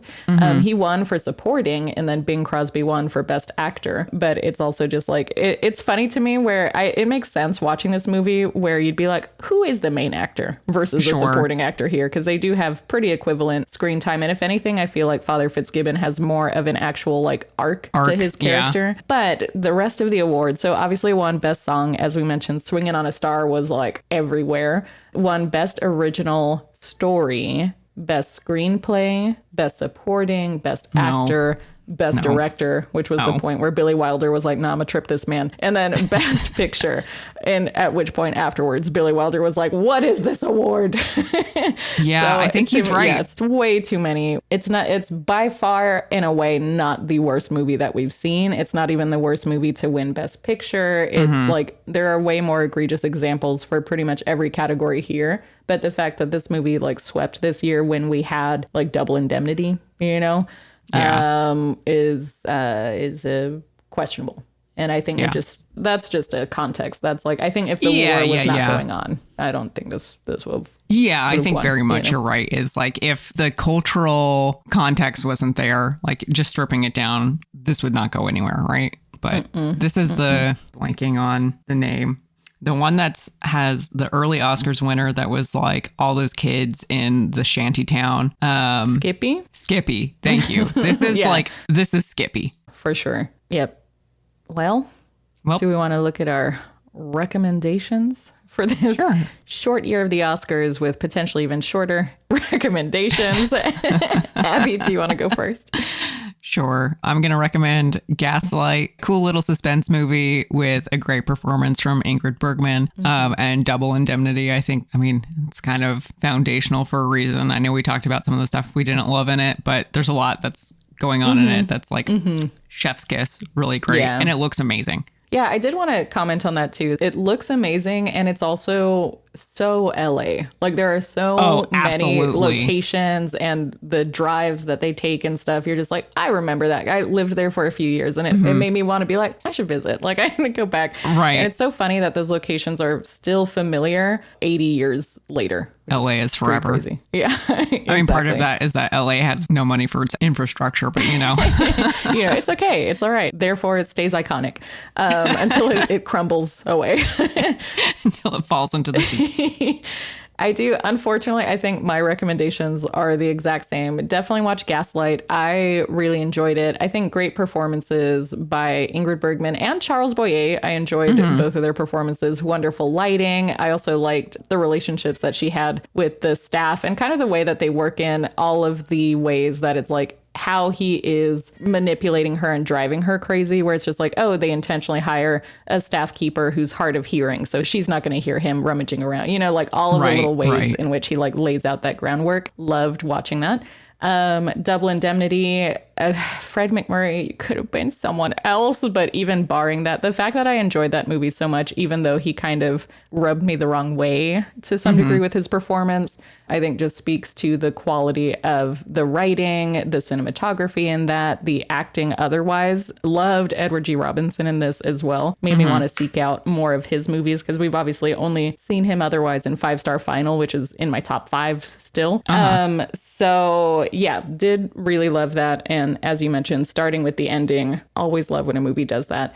Going my way, I'm going to like super, super, super lightly recommend for people who like, I would say musicals, but especially people who like Bing Crosby and just kind of like a wholesome proto Sister Act, put it on in the background sort of thing. I do think it makes like a good kind of holiday background watch. It's so I know we talked about 2 separate movies that put you to sleep or kind of threaten to put you to sleep. This is the like falling asleep in like a nice warm cozy bed fall asleep versus Wilson is spite sleep. Jeez. Yeah. Wilson is like fighting for your life to stay awake, but your body is like, no, we got to get out of the situation. We got to get out of this. We must not process what our eyes are seeing or what our ears are hearing. Like, oh Lord. Yeah, that was rough. Yeah. So going my way, like, yes, it's just like a kind of pleasant nap. That one is. But with that said, I feel like it's kind of obvious that we may not think that deserve the win. But Abby, what would you have picked for Best Picture winner? I was really divided on this because I do like Gaslight so much, but Billy Wilder's hijinks have certainly won me over. So I think I'm going to give it to Double Indemnity. Nice. I am similarly torn. This is one where I think I would be happy if it went to Gaslight or Double Indemnity. If I liked the main character's performance, I think that would be like heads and shoulders above all of the rest of them. But plays like a charisma vacuum a little bit when the whole thing is supposed to be this intrigue getting wrapped up with Barbara Stanwyck and stuff. So I think because of that, I kind of enjoyed Gaslight as a movie watching experience a little bit more, even though it did kind of start to drag a bit in the middle, versus Double Indemnity. the experience wasn't quite as enjoyable because every time he was on screen, which was basically always, I was a little bit taken out. But I still think as a movie, when I reflect on the very like different things that they were doing, the other performances, the narrative arcs, the way that they kind of worked in their plotting and everything, the dialogue also deserves a call out. Yeah, even if Fred super sophisticated compared to like everything else here. If only, honestly, if he just never called her baby, I think that would have done it for the movie me. would go up a full star Literally, rating. because he'd be like, yeah, don't worry, we're going to get away with it, baby. I'd be like, stop pausing. But yeah, so when I think about everything else, I think Double Indemnity would have been, I think, the more deserving win here. Yeah, so, no, 100%. Yeah. I think you're right. All right. Well, everyone, thank you for joining us for the 17th Academy Awards. Next year for the 18th Academy Awards, as we know, we do get a sequel, but let me pull out the list here for our nominees and winner. We have Anchors Away, The Bells of St. Mary's. Is that our sequel? Yeah, that's our sequel. Yeah. Mildred Pierce, which I'm excited for because I know that's Joan Crawford in a main role. So I'm excited to see that. Yeah, I think it's supposed to be like iconic. I haven't seen it. Yeah, because I know it's been remade a bunch. I think there's like a Kate Winslet version and I also love her. Spellbound. And then the winner, The Lost Weekend. I think Spellbound's going to be our first Gregory Peck movie, right? We haven't seen him yet. Oh, yeah, no, because I don't know who Gregory Peck is. So therefore, yeah, like I've heard the name. Oh my God. I know. That's why I'm not lying when I say my knowledge up through the 60s, if not like mid 60s, is pretty sparse. He's so handsome. I didn't know Cary Grant. Like, again, these names I knew, but I'd never really like, seen or I wouldn't be able to recognize them. If you gave me like a full lineup of old classic Hollywood stars prior to this, I'd be like, That's so exciting. I'm so thrilled. That's great. I can't wait for you to meet Gregory Peck. He has the longest legs in the universe. All right, nice. I'm going to be looking at that. That just reminded me randomly of how Chrysanthi described the way that Charles Laughton stood in Henry VIII. It's like a quip that I will never forget where she was like, I hate his legs. So just like... Hopefully that won't be the case for Mr. Peck here. I can't remember which Gregory Peck movie we watched, but like it might have honestly been 12 O'Clock High, which is a movie that we're going to watch later. But the next day we were at Cabela's looking for some hiking stuff, and there were like these big fishing waders, which like they go all the way up to like all the they're like boob height pants basically. Yeah. And I pointed at them and said Gregory Peck. That's how he's built. That's crazy. Okay, yeah, I'll definitely be on the look for it. But yeah, as you know, I'm therefore learning a lot about classic Hollywood, about these people. I'm getting really attached to a lot of them. And I'm always excited to see, like Claudette Colbert this year, even though the movie sucked, I was just like, oh, I love her. Because we saw her a lot. My first thing was like, girl, they let you keep your thin eyebrows. Yeah, that's true. Which on that note, though, I'm just like, they probably should have styled them differently in this movie. But she was like, that was not part of the 150,000. Yeah, she was like, I will not be giving up my eyebrows. Exactly. They're iconic. But everyone, thank you for joining us once again. Be sure to like, comment, subscribe, share it with your friends, especially any ones that have strong opinions about classic film. And be sure to join us next time for the 18th Academy Awards.